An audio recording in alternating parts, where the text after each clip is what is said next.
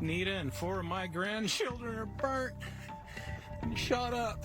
I believe they were in the wrong place at the wrong time. Tonight, officials investigating the devastating ambush of 3 families with ties to Utah. Well, look, these cartels in Mexico are immoral, they're violent, they don't care about you and me. 9 people gunned down at the hands of a Mexican drug cartel. We investigate how this same cartel is operating right here in Utah. I know that both mafias are at war. I don't understand why they would kill innocent women and children. As family members mourn the loss of the 3 women and 6 children. Thanks for being with us on 2 News at 5 o'clock. We are following every angle of this story tonight as 3 families now deal with the loss of their loved ones. We do have live team coverage for you tonight. We've been gathering reaction from local family members today and the U.S. Attorney from Utah, plus what we're learning tonight about the family's long history in Mexico. First, though, to the latest on the investigation going on right now. U.S. officials are gathering intelligence in this attack. The FBI has the lead on this investigation for the United States, but the FBI can help only as much as the local authorities allow them to work in Mexico. Yeah, media there reporting that one person is in custody near the where the ambush actually took place, and it spread out for miles from there. The ambush scene spanned for miles, investigators finding more than 200 spent shell casings at the scene of the shooting. Here's a map pinpointing where this all happened. The family lived in an area called La Mora. It's 70 miles south of Douglas, Arizona. They were ambushed and killed right near Bavispe, which is just east of where they live. The attack took place in a very remote mountainous area where the Sinaloa cartel has been engaged in a turf war. Heidi Hatch joins us now with a look at how this whole thing played out. Heidi? Well, these details, Shauna, are tough to take in. We're learning new details about this ambush and the hours of chaos that took place and ensued afterwards. Now, according to the family members, the first SUV that was found with all of those bullet holes, it was engulfed in flames. One woman and her 4 children were inside of that SUV. She had the twin babies. About 10 miles down the road were the other women and children. According to the family, the older children that survived, they helped hide their younger brothers and sisters in the bushes, covering them with branches. Then one of them, an older one, ran nearly 13 miles to get help. It was almost 12 hours before all the missing children were finally rescued and flown to the hospital in the United States. All right, Heidi, thanks. 3 separate families targeted in this brutal attack. First, the Christine Langford family. The 31-year-old woman was killed. Her children, though, survived. Then there was the Nita Miller family. Her family suffered the very most loss. Nita, her 12-year-old son, Howie, 10-year-old Crystal, and 8-month-old twins, Titus and Tiana, all killed in that ambush. And finally, the family of Donna Langford, the mother of 9, and 2 of her sons, 11-year-old Trevor and 3-year-old Rogan, were killed in this ambush. Christina Flores spoke with relatives of the victims who are on the U.S. side of the border there today. Christina, these victims live in Mexico, but they do have deep ties to the U.S. and to Utah. Yeah, that's right. These victims have really deep roots in those 2 different colonies in Mexico. Their families are dual citizens. They're also pecan farmers, and they go back and forth across the border all the time. They have lived peacefully there until now. Ronita was my cousin. Nephi LeBaron says the execution-style killings of his cousin Nita, her little children, and 4 other victims is something he never imagined. This was innocent family members that were ambushed, and it was innocent mothers and children. Nephi says the victims were traveling from the community of La Mora in the Mexican state of Sonora to see relatives in the LeBaron community in the state of Chihuahua. They were going to my cousin's wedding there in Chihuahua, which was supposed to be happening on the 8th.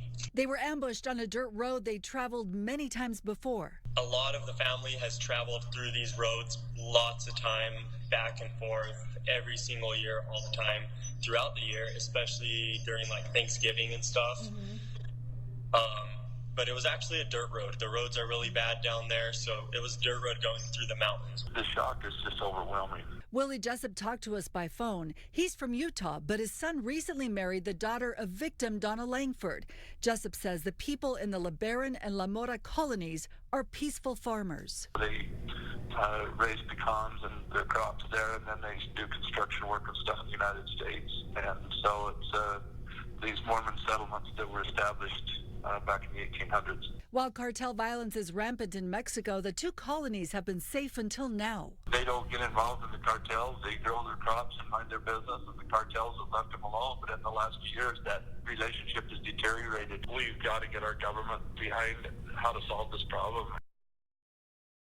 Billy Jessup says despite all the violence and the deaths, it would be really difficult for the families in those colonies to just leave and go someplace else. Those pecan farms aren't just their way of life, they are their livelihood. Mark and Shauna, back to you. Christina, thanks. The family also has some ties to people in Kansas and also in North Dakota. One cousin in Kansas City today went before the cameras to speak about this. He talked about what's next for the extended family still living in Mexico. Funerals, a lot of prayer, and a lot of help for those children. There's a lot of kids, a lot of little ones under the age of 13, 14 that need medical treatment. And the Undersecretary of the Department of Homeland Security addressed the murders during a Senate committee hearing today. The violence and disregard for human life displayed by these criminal organizations is as barbaric and gruesome as any terrorist organization we see around the globe. The president of Mexico, Andrés Manuel, tweeted his condolences. He tweeted he sends his deepest condolences to the family and friends of the victims. He also promised the Mexican government will work to deliver justice in this case. President Trump tweeting this morning also saying if Mexico needs or requests help in, quote, cleaning out these monsters, end quote, the U.S. stands ready, willing, and able to do the job quickly and effectively. Utah lawmakers reacting tonight. Senator Mitt Romney calling the attack unthinkable today. And there are a number of American families that live in that area, and that's a great risk to many, many people, and particularly the idea that women and children are going to be brutally murdered. Really unthinkable. And in a tweet today, Mitt Romney calling on the government to work with Mexico to hold the attackers responsible for this senseless violence. Representative Ben McAdams also releasing a statement today saying it's, quote, outrageous that mothers and children cannot drive in the area without being gunned down by these violent criminals. And he shared his deepest sympathies with the family members and friends of the shooting victims. Republican Senator Lindsey Graham expressed horror at this situation, describing many places in Mexico as lawless. I do know that there are parts of Mexico that I'd rather go to Syria than Mexico. There are some places over there that are just completely lawless. He went on to say he thinks cartels should be listed as terrorist organizations within U.S. law, especially, he says, after this incident. Well, we're taking a deeper dive now into the Mexican cartels behind this attack and the ones operating right here in Utah. Michael Locklear is live in Spanish Fort tonight with more context on these cartels. Yeah, I just talked to the undersheriff here in Utah County who says the cartel members go back and forth between Utah and Mexico, and they're just as vicious here. But it was very brutal. You know, they killed them and then burned them up in the cars. The Utah County undersheriff tells me he and his deputies have been dealing with the Sinaloa cartel for years. That's the group believed to be responsible for killing the Americans in Mexico.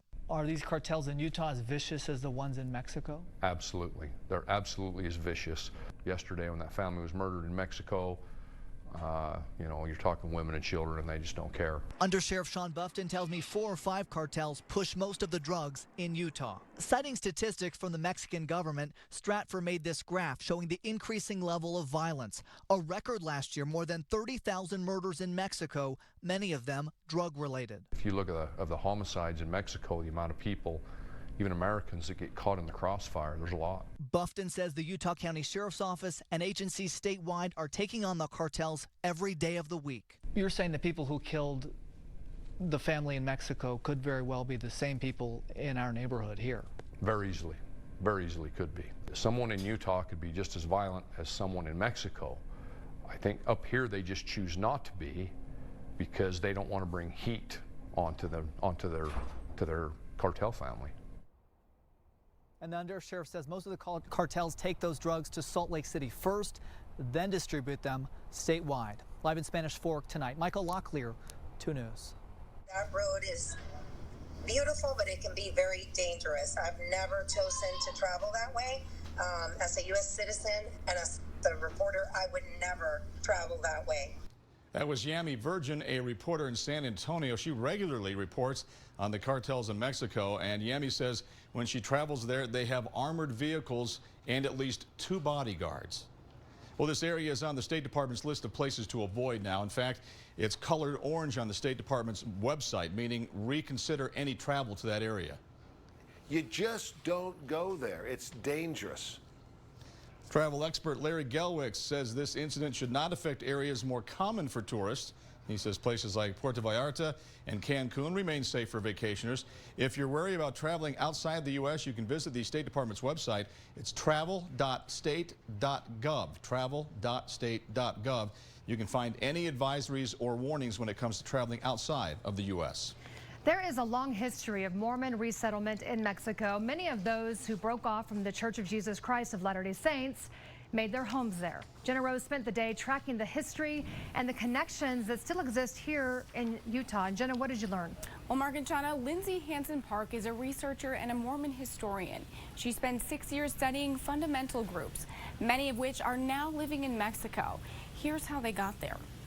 A lot of people, talk about scriptures or theology, and I talk about fundamentalism. That's kind of what I know. Historian Lindsay Hansen Park is well versed in Mormon migration. When the LDS Church officially abandoned polygamy in 1880, that left a lot of polygamous families that were currently existing sort of in a difficult spot. Many polygamous families left Utah for Mexico to live a plural life with more freedom and less fear. The families that have been living down there that are no longer part of any official church. Park says they've broken off from the traditional LDS doctrines.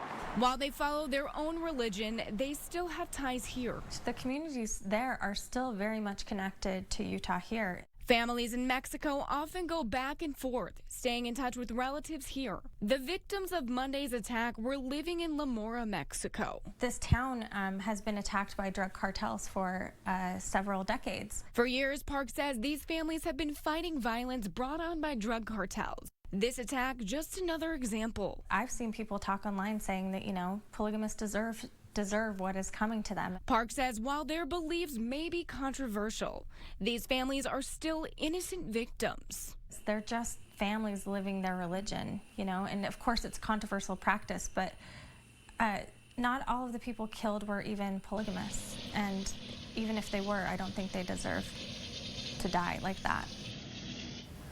Now that's the history. Right now, it's not clear how this group practices its faith. Still, Park says many of these families consider themselves Mormons.